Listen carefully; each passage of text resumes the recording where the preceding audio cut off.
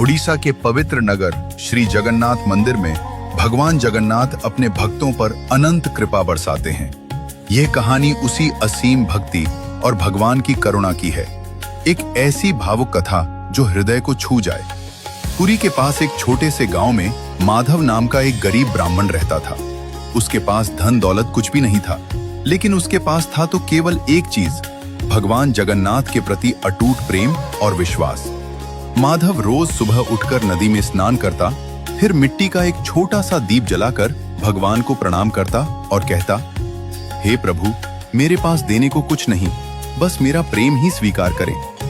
गांव के लोग उसका मजाक उड़ाते, अरे माधव, भगवान को क्या तेरी गरीबी से मतलब?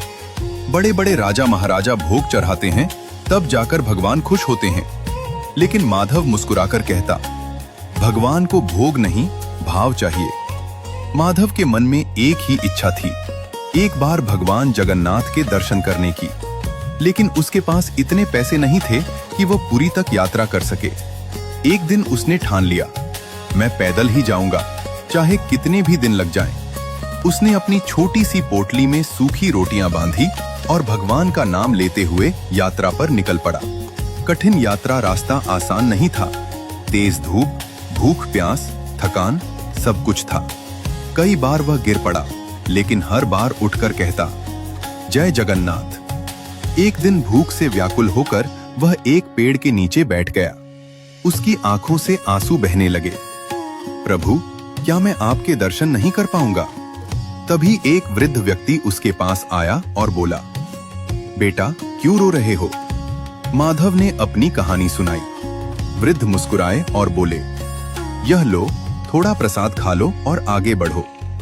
माधव ने जैसे ही प्रसाद खाया, उसे एक अजीब सी ऊर्जा महसूस हुई। उसने वृद्ध को धन्यवाद दिया, लेकिन जब वह मुड़ा, वृद्ध वहां से गायब हो चुके थे। माधव समझ गया, ये कोई साधारण व्यक्ति नहीं थे, ये स्वयं मेरे प्रभु थे।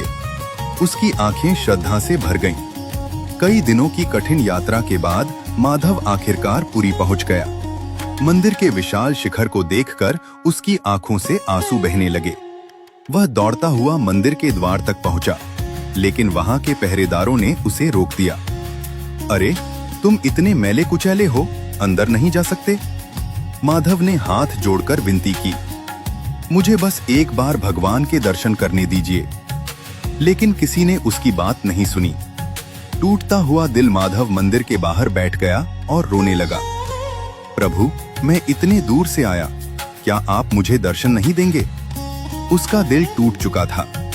वह वहीं बैठकर भगवान का नाम लेने लगा, जय जगन्नाथ, जय जगन्नाथ। उसकी आवाज में इतना दर्द था कि मानो आसमान भी सुन रहा हो। चमत्कार, उसी रात मंदिर के मुख्य पुजारी को सपना आया। भगवान जगन्नाथ ने उनसे कहा, मेरे एक प्रिय भक्त मंदिर के बाहर बैठा है, तुमने उसे अंदर आने से रोका है। अगर उसे तुरंत दर्शन नहीं करवाए तो मैं भी मंदिर में नहीं रहूंगा।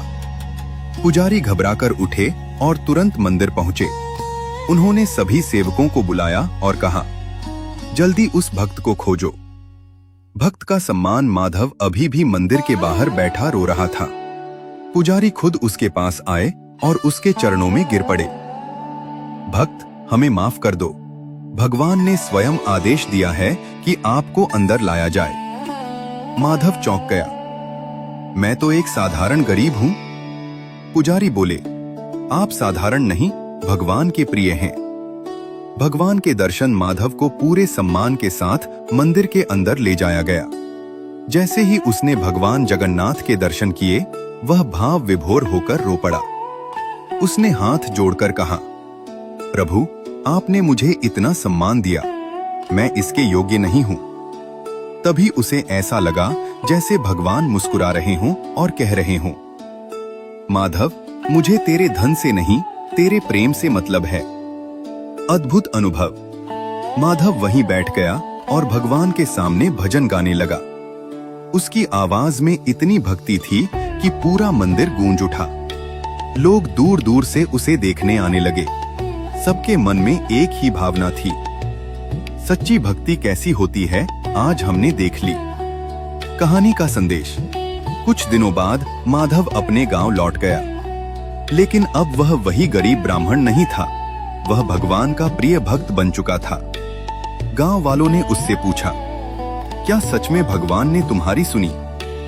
माधव मुस्कुराया और बोला, भगवान हमेशा सुनते हैं, बस हमें सच्चे दिल से पुकारना आना चाहिए। यह कहानी हमें सिखाती है कि भगवान को बड़े भोग, धन दौलत या दिखावे से कोई मतलब नहीं होता। उन्हें चाहिए तो केवल सच्चा प्रेम और श्रद्धा। जब कोई भक्त पूरी सच्चाई और विश्वास से भगवान को पुकारता है, तो भगवान स्वयं उसके पास चले आते